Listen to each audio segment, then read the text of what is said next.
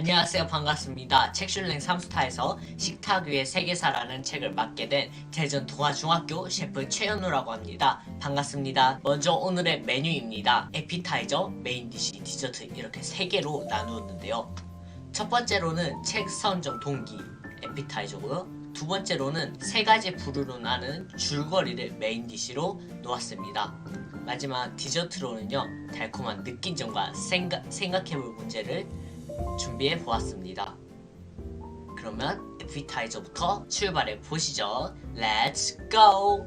첫 번째 에피타이저입니다. 책 선정 동기에 대해 말씀드리겠습니다. 여러분, 이 식탁 위의 세계사 책 표지를 한번 유심히 봐주세요.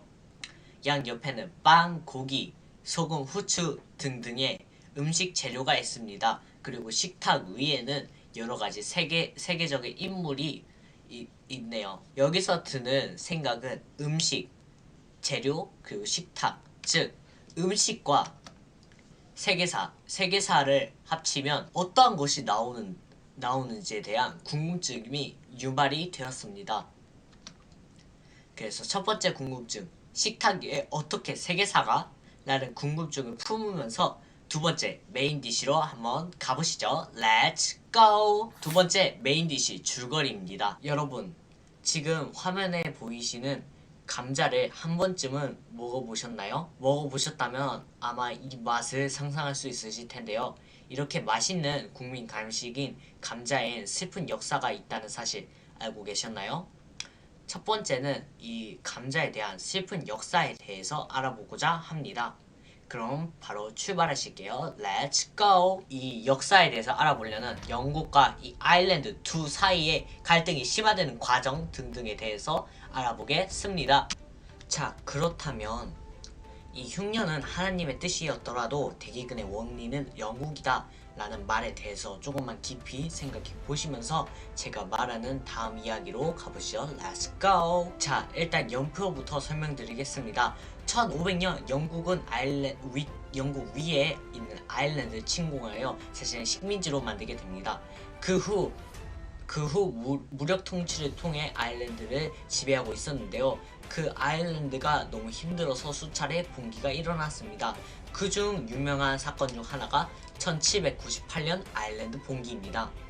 그 1798년 아일랜드 붕괴가 지나고 나서 1845년 감자 대기근이 일어났는데요.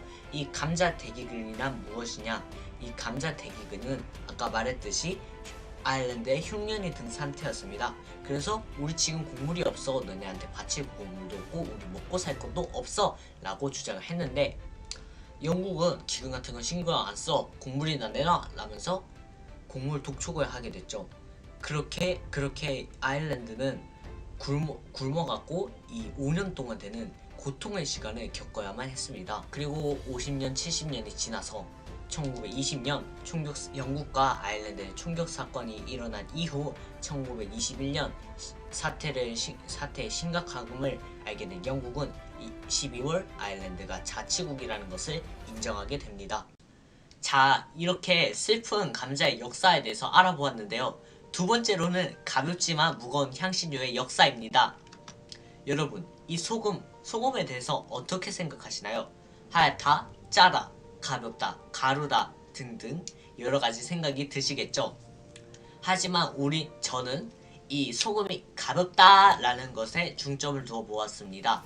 이 가벼운 소금이 오래 전부터 사랑을 받아옴에 따라 역사는 더욱더 두터워졌고, 가벼운 소금에 반비례해서 무거운 향신료의 역사가 만들어지게 됐습니다. 이 무거운 향신료의 역사에 대해서 알아보도록 하겠습니다. Let's go! 자, 이 소금 하면 어떤 것이 막 떠오르시죠? 소금은 바닷물에서 염전에서 소금을 채취해서 얻는 것인데요. 이 염전으로 인해서 대박을 친 도시가 하나 있습니다. 바로 독일의 잘츠부르크라는 도시인데요. 이 잘츠부르크는 소금 강산으로 부유함이 증가됐습니다. 마치 현재 아랍에미레이트의 석유폭탄과 같은 원리이죠.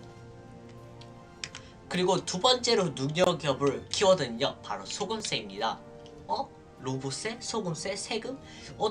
왠지 세금이랑 관련돼 있는 것 같아 라고 떠오르셨다면 정확합니다. 자, 당시 당시 속국이었던 인도에게 영국이 영국산 소금 써! 라고 강요를 했는데요. 그리고 이걸 썼을 때 영국에게 세금을 지출하라는 말이었습니다. 얼핏 들어보면 속국이니까 그럴 수 있지 라고 생각하실 수도 있는데요.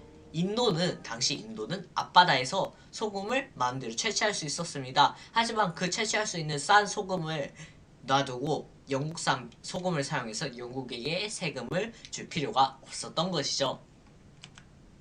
그래서 소금세에 대한 불평등을 인지한 마하트마 간디는 소금 행진, 즉 비폭력 운동을 추진하게 되었습니다. 일단 이 말에서 보시다시피 눈에는 눈이라는 식의 복수는 세상을 눈멀게 한다.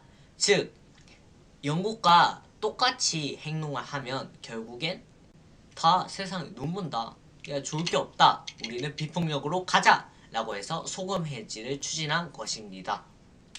마지막으로 알아볼 것은 빵의 오해와 진실에 대해 알아보도록 하겠습니다. 일단 이 두라나에 대해서 설명을 해드리도록 하겠습니다.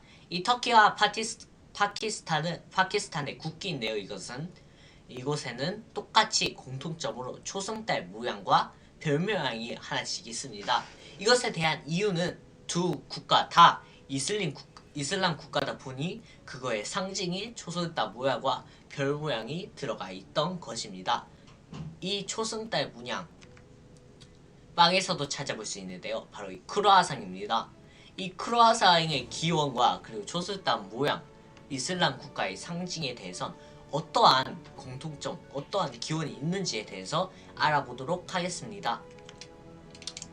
일단 그러면 과거로 오스만 튀르크였을 때를 잠시 생각해 보겠습니다. 오스만 튀르크는 현재 터키인데요. 오스만 튀르크는 현재 오스트리아를 점령하기 위해서 쳐들어갑니다.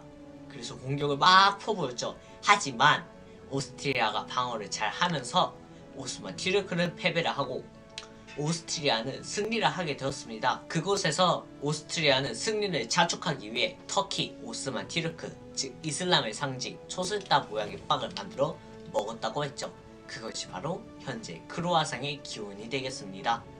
세 번째로는 마지막 디저트입니다. 여기서 느낀 점과 생각해볼 문제에 대해서 말해보겠습니다. 첫 번째로 느낀 점입니다. 아까 말했듯이 음식 그리고 세계사의 조화를 이루면 각국의 문화와 문화의 정체성을 알 수 있게 도와줍니다. 또한 인간에게 그리고 우리 지금 현재 문화에게 음식이라는 존재를 알게 되었습니다. 그리고 또한 식탁 위에 어떻게 세계사가? 라는 질문에는 답변을 하자면 우리가 먹는 음식은 오래전 역사, 즉 한국사나 세계사로부터 온 것인 셈이죠. 드디어 이제 마지막인데요. 생각해볼 문제입니다. 우리에게 음식이란 어떠한 존재이고 음식을 통하여 후손에게 전달해야 할 우리의 역사는 무엇인가에 대해서 곰곰이 생각해 보겠습니다. 현재 우리나라 그리고 전 세계적으로 코로나 팬데믹 상황인데요. 지금 조금이라도 잠잠해지고 있긴 하지만 우리에게 음식은 우리의 생명성과 또 매우 밀접하게 있는데요. 그리고 또 음식을 통해서 우리는 지금까지 잘 살아왔어. 너희도 한번 잘 살아봐! 라는 조금 거짓이 살짝 섞인 그런 우리의 역사가 아닌 지금 우리가 코로나 팬데믹 그리고 바이러스 때문에 너무 힘들어. 너희는 이런 일 없이 탈 없이 지나가길 바래. 라는 그런 희망이 섞인 실질적인 우리의 역사를 말하는 것이 진정한 전달해야 할 우리의 역사라고 생각합니다. 지금까지 제 이야기를 들어주셔서 감사하고요. 이 식탁 위의 세계사라는 좋은 책을 써주신 이영숙 작가님께 감사 인사를 전하면서 지금까지 대전동아 중학교 셰프 최현우였습니다. 감사합니다.